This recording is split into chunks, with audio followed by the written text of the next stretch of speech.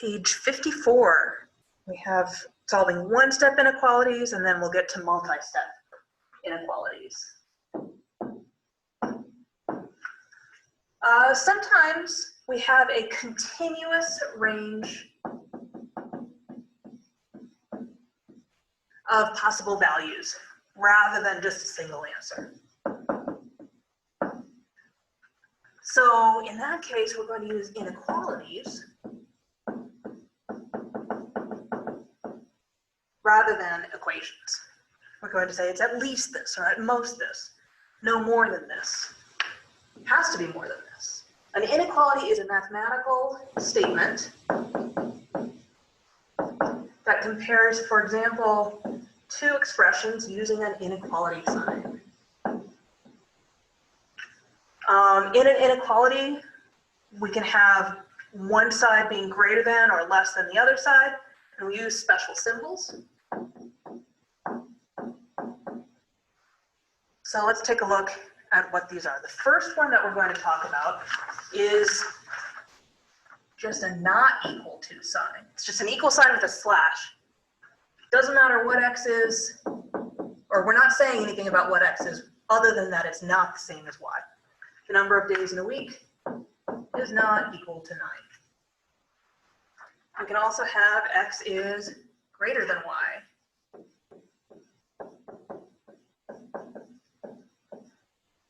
So the number of days in a month is greater than the number of days in a week.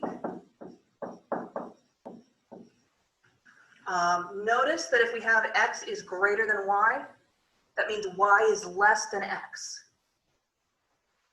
Again, if x is greater than y, I can flip everything, including the symbol between them, and it's still true. So the sides of any inequality can be switched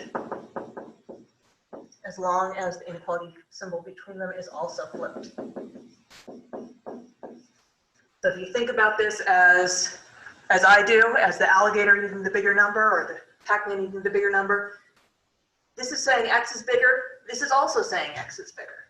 They say the same thing. Or we can have x is less than y.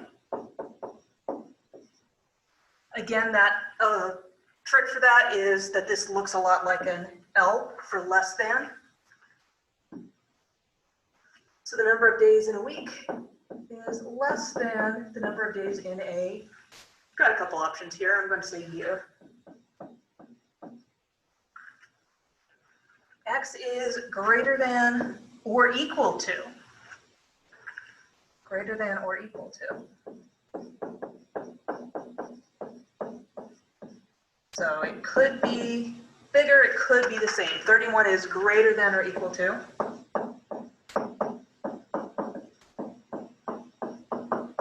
The number of days in a month. Now it's also true to say 31 is greater than or equal to the number of days in a week. Because is it greater than or equal to? Yes, it's at least one of them. Well, it's one of those, it's greater than. So month is not the only answer here, but it's certainly the answer that we were thinking, that we had in mind. And then there's x is less than or equal to y.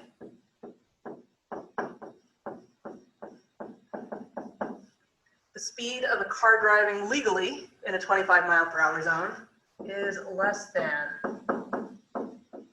or equal to 25 miles per hour.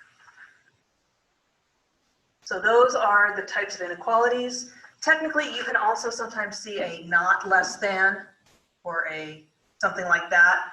We don't use those as often because not less than is the same as greater than or equal to. So we're not going to use these kinds of symbols much, but if you see them, you know what they mean. Solution sets to inequalities, we can represent these on a number line.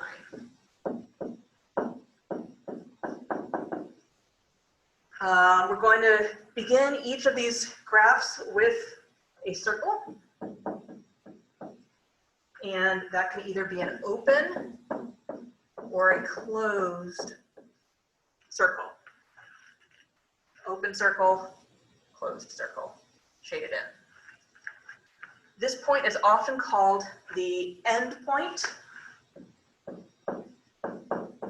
of the solution. It's closed or shaded if we have weak inequalities, which are greater than or equal to, what do I have there? Oh, the symbol, greater than or equal to, or less than or equal to.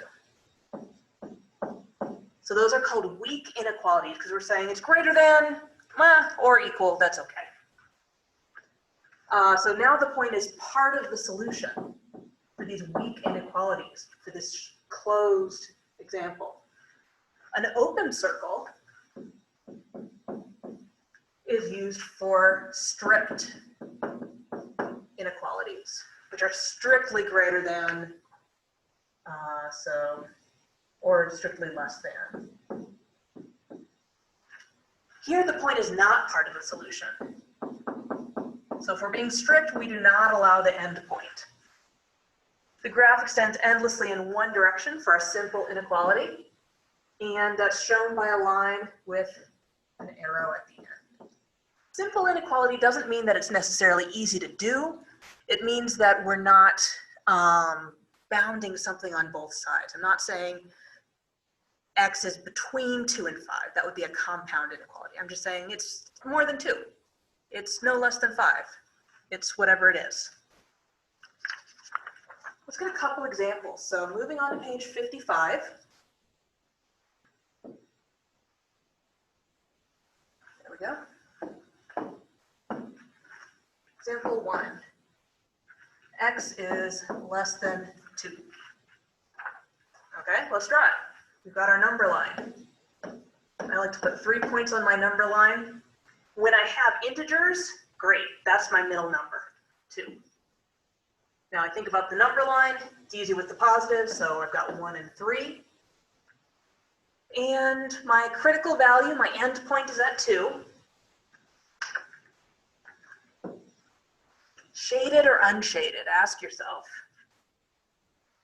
This is a strict inequality. I'm saying x has to be less than 2. 2 is not okay. So leave it open. And then shade to which side? Well, I'm saying x is less than 2. So is 1 okay? Yeah, it is. So I'm shading like that. One trick that you can use is that the arrowhead here and the symbol here match up as long as the variable is on the left. If the variable's on the right, you'll get it flipped. So I always write my variables on the left.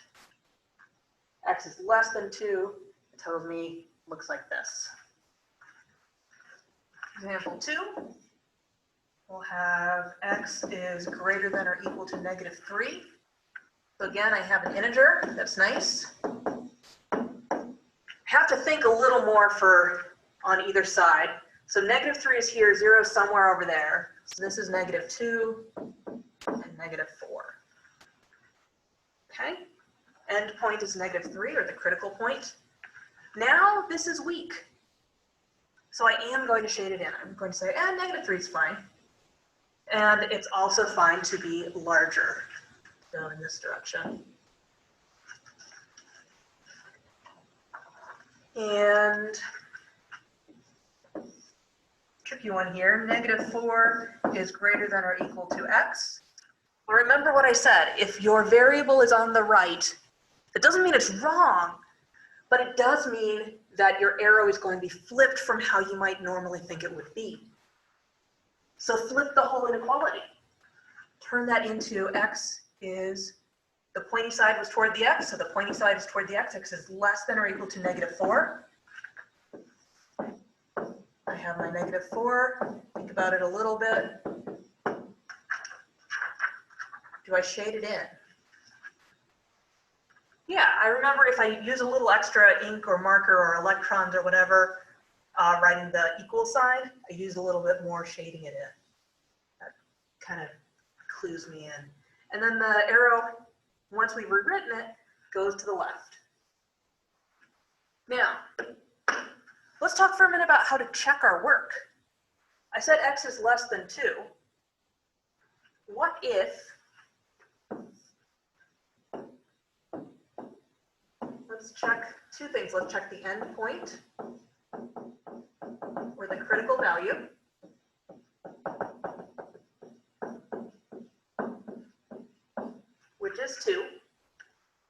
So 2 is not less than 2, right?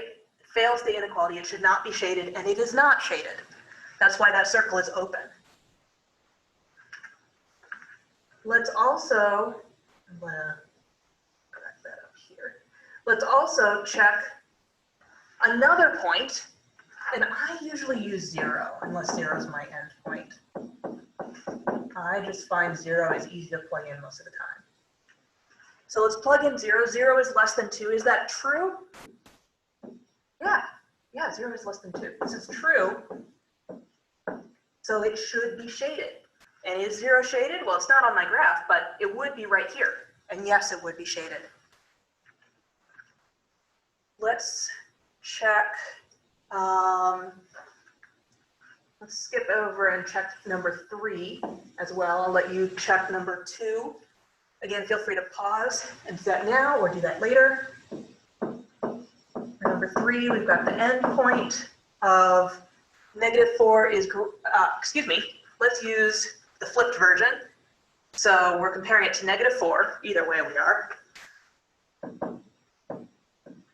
Is -4, I can put it in the original equation now, is -4 greater than or equal to -4? Yeah, it's equal. So that's allowed. So this is true, and it should be shaded at -4, and it is shaded at -4. Let's check another point. Again, I like to check 0. Plug in 0, I have -4, back to the original equation, -4 is greater than or equal to 0. Well, last I checked, that was not true. We haven't made a mistake. We've just found that 0 makes this equation false. So 0 should not be shaded.